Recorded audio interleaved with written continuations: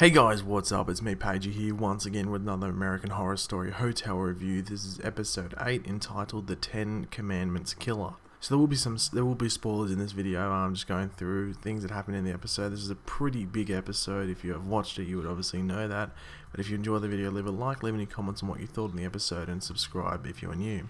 So I was going to bring this out earlier, but all the Batman vs Superman stuff came out, so I thought I'd do that first, then bring this out later. The episode actually starts off with the events of the end of last episode, with Ren running out onto that road and getting hit by the truck, but then John decides to run back to the hotel and try to find the 10 Commandments killer, because obviously Ren had told him that he was at the hotel. So Sally actually agrees to take John to him, or her, and Liz Taylor actually gives John a gun in case he actually finds them, and I think she knew what was going on.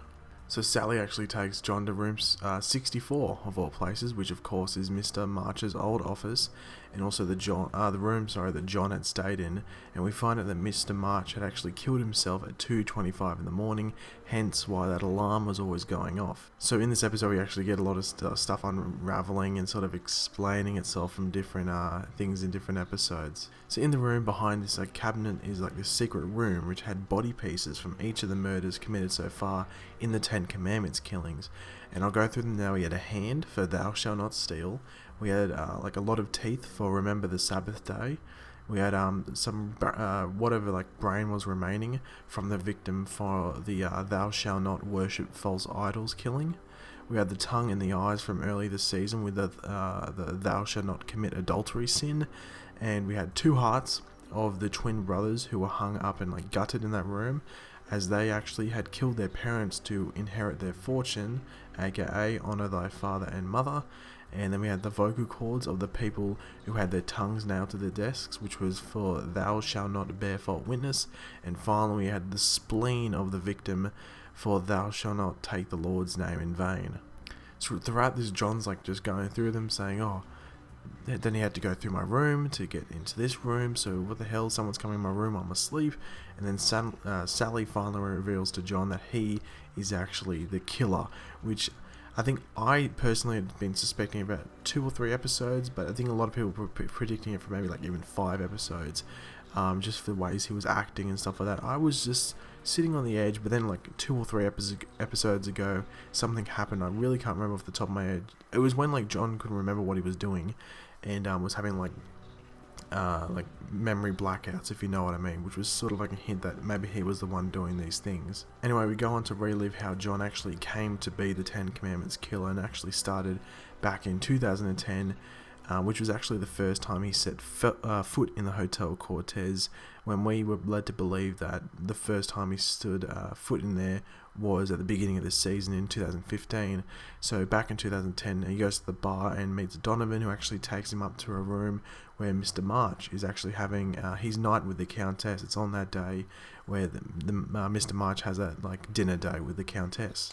So Mr. March actually talks to John for around over 2 straight days, deciding whether he's the one to carry on his work as the 10 Commandments killer, and he finally comes to the conclusion that he should be, but figures that John needs that extra push to commit himself to the task at hand. So this is where the Countess comes in, who is convinced by Mr. March to help him, and this is actually by taking Holden at the carnival. So after this, John essentially had 2 lives. He had his normal one, which is obviously at home with his wife and his daughter, and then he had his Hotel Cortez life, where he was constantly meeting with Mr. March, who would subtly bury different ideas into his brain.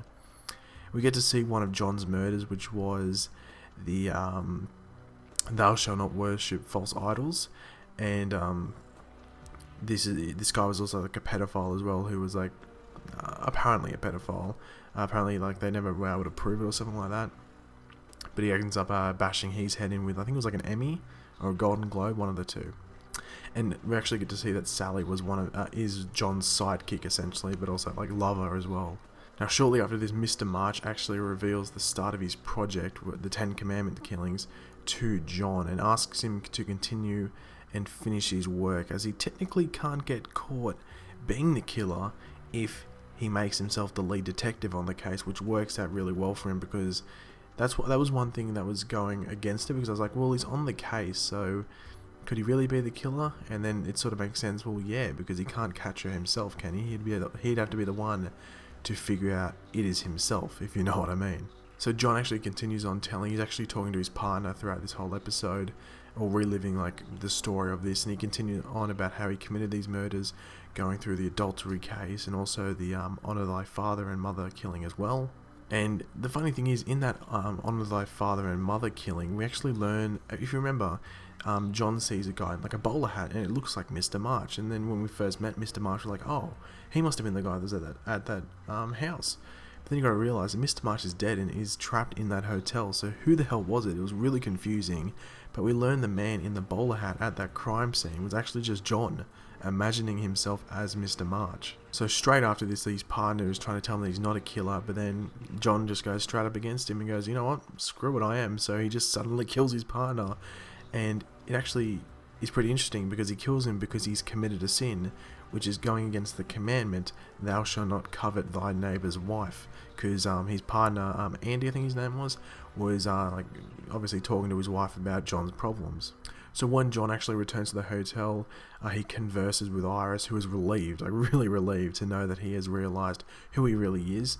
And Iris actually tells him that Sally told Ren to follow him to make sure John didn't do anything stupid and actually die. So sort of Sally is sort of the reason that Ren is dead, I guess.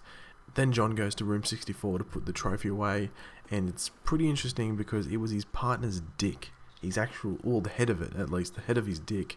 And it took me a while. I was looking at it, like, that's not what it is. And then they were talking about it's like the tool for adultery, and I was like, what the fuck? He ripped his dick off, and it was like a full-on rip. He must like teared it off. Really weird. Anyway, after this, he lets Mr. March know he is committed and is going to finish the task, and there's 2 more commandments to go. So there's still like 5 episodes, I think, of American Horror Story to go, and I found this episode really good. This is actually the first episode that Ryan Murphy had written since the pilot, or not the pilot, the first episode. So obviously he needed to write this for it really to make sense. So this was sort of building up. We sort of knew that John was the killer, as I said before, for a few episodes now, but it was good to finally confirm it, and it'll be interesting to see if he actually is able to finish all the commandments or if he will be stopped. But hopefully in the next episode, or in the next 2 episodes at least, we find out about those vampire kids, because every single week I'm like, what about those vampire kids? Like, how many kids went home and would have turned their parents or neighbours into vampires, or killed them at least, you know what I mean? Anyway, well, hopefully we'll find out about that soon. But if you enjoyed this review, leave a like. If you enjoyed the episode in general, leave a like. Leave any comments on what you thought in it, and subscribe for more American Horror Story hotel reviews. Sorry, and I will catch you on the next video. Goodbye.